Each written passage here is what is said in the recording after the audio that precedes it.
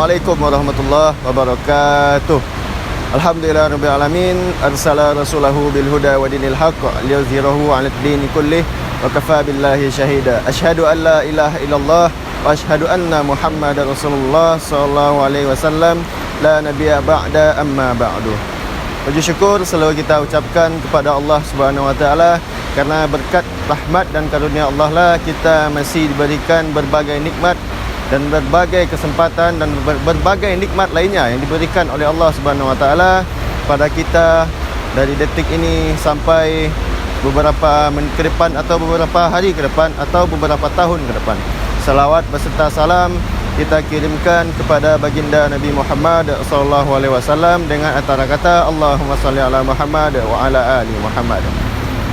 Para penonton, pemirsa setia channel SMP 25 Padang, pada kesempatan kali ini kita akan mengulas atau membahas yaitu yang berjudul pentingnya menahan amarah di dalam Islam. Jadi kita berlandaskan dalam surah, yaitu surah ketiga, surah Ali Imran ayat ke-134, di mana bunyinya a'udzubillahi minasyaitonirrajim, bismillahirrahmanirrahim. Alladzina yunfiquna fis sarra'i wad dharra wal kaziminal ghaiz wal 'afina 'anil nas wallahu yuhibbul muhsinin. Sadaqallahul azim. Yang artinya itu orang-orang yang berinfak baik di waktu lapang maupun sempit, dan orang-orang yang menahan amarahnya dan memaafkan kesalahan orang lain, dan Allah mencintai orang yang berbuat kebaikan. Nah, di sini kita garis bawahi bahwa Allah mencintai orang yang memaafkan atau menahan amarahnya dan menahan amarahnya. Jadi Allah sangat mencintai orang yang menahan amarahnya. Karena misalnya kita umpamakan, kalau di dunia sekolah misalnya kita disinggung oleh teman atau teman berbuat jahat kepada kita, kita mungkin susah menahan amarah kita. Itu wajar. Misalnya kita melempar sebuah bola dengan keras, dia akan memantul dengan keras pada kita kembali. Jadi di sini jika kita misalnya berbuat keburukan kepada teman, pasti dia juga ingin membalas kepada kita. Begitu juga cuman di sini jika kita bisa menahan itu lebih baik. Karena itu sebagaimana ada di dalam hadis itu yang bunyinya janganlah marah maka bagimu surga. Itu hadis riwayat Tabrani yang dinyatakan sahih dalam kitab At-Targhib nomor 2749. Jadi ini kita masuk pada tips bagaimana sih untuk menahan amarah, gitu kan? Karena seperti contoh tadi, misalnya di dunia sekolah kan teman mengganggu kita, itu wajar. Cuman bagaimana sikap kita lagi untuk menahannya. Ataupun di dunia pekerjaan pasti ada juga yang membuat kita kesal atau yang membuat amarah kita menggebu-gebu, gitu kan, karena sikap orang itu kepada kita. Ataupun misalnya kita di jalan macet, gitu kan, kita kesal, gitu kan. Cuman ada juga tipsnya, misalnya kita putar ceramah atau murotal saat berkendara, itu kan lebih berpahala atau bernilai lagi. Jadi kita masuk kepada tips-tipsnya. Jadi tips yang pertama untuk cara mengendalikan amarah atau emosi, itu segera memohon perlindungan kepada Allah Subhanahu wa taala. Itu bisa dengan membaca ta'awuz atau dengan kalimat-kalimat Allah lainnya atau kalimat zikrullah lainnya. Seperti misalnya kita mau beraktivitas, kita awali dengan basmalah. Selesai beraktivitas kita akhiri dengan hamdalah. Jadi setiap pergerakan kita, setiap aktivitas yang kita lakukan itu selalu mengingat Allah. InsyaAllah itu akan bernilai pahala di sisi Allah Subhanahu wa taala. Yang kedua, dengan cara diam dan menjaga lisan kita.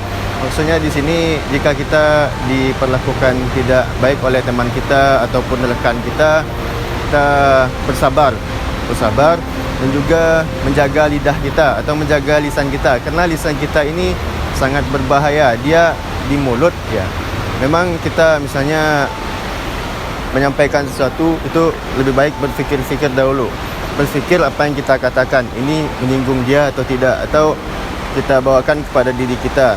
Misalnya kita diginikan, apa dampaknya. Jadi kita setiap apa yang kita katakan ataupun kita lakukan, kita fikirkan. Yang ketiga, mengambil posisi lebih rendah.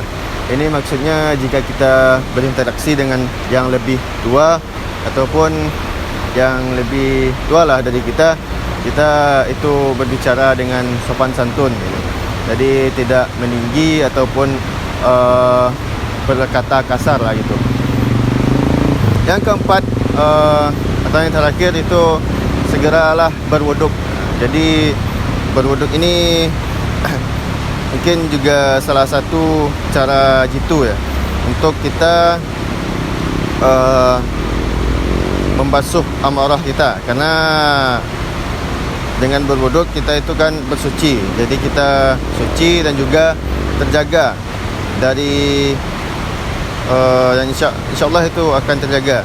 Jadi ada di sebuah hadis dari Urwah As-Sa'di radhiyallahu anhu yang mengatakan, artinya sesungguhnya marah itu dari setan, dan setan diciptakan dari api, dan api bisa dipadamkan dengan air.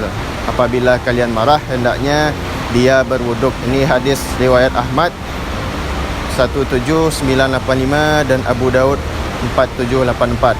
Jadi dalam riwayat lain juga ada itu dari Abu Muslim Al-Khawlani. Beliau menceritakan bahawa Amirul Mukminin Muawiyah radhiyallahu anhu pernah berkhutbah di hadapan masyarakat. Dan ketika itu gaji pegawai belum diserahkan selama 2 atau 3 bulan. Jadi Abu Muslim pun berkata kepada beliau, "Hai Muawiyah, sesungguhnya harta itu bukan milikmu, bukan milik bapakmu, bukan pula milik ibumu." Mendengar ini Muawiyah meminta hadirin untuk diam di tempat. Beliau pun turun dari mimbar, pulang dan mandi, kemudian kembali melanjutkan khutbahnya. Di wahai manusia, sesungguhnya Abu Muslim menyebutkan bahawa harta itu bukanlah milikku, bukan milik bapakku, dan bukan pula milik ibuku. Dan Abu Muslim benar. Kemudian beliau menyebutkan hadis yang artinya marah itu dari setan, setan dari api, dan air bisa memadamkan api. Apabila kalian marah, mandilah. Jadi di sini dijelaskan bahawa jika kita marah, kita padamkan dengan air, iaitu air wuduk. Karena itu kita bersuci. Itulah tipsnya. Jadi begitulah tips-tips untuk menahan amarah. Jadi memang benar jika kita diperlakukan buruk, tentu kita tidak senang atau ada rasa kesal di dalam diri kita. Namun lebih baik kita bisa menahannya. Itu ada di surah Az-Zalzalah, itu yang 2 ayat terakhir, di mana jika kita berbuat kebaikan sebesar biji zarah, itu pasti akan dibalasi. Dan jika kita berbuat keburukan sebesar biji zarah pun pasti akan dibalasi. Jadi apapun setiap tindakan yang kita lakukan pasti dibalasi. Jadi itulah ceramah kita pada hari ini. Mudah-mudahan bermanfaat. Barakallah. Afwan minkum. Kebenaran datangnya dari Allah, maka jangan sekali-sekali kita ragu dengan apa yang kita dapatkan. Dan kesalahan itu datang dari diri saya pribadi. Saya mohon maaf. Saya akhiri. Assalamualaikum warahmatullahi wabarakatuh.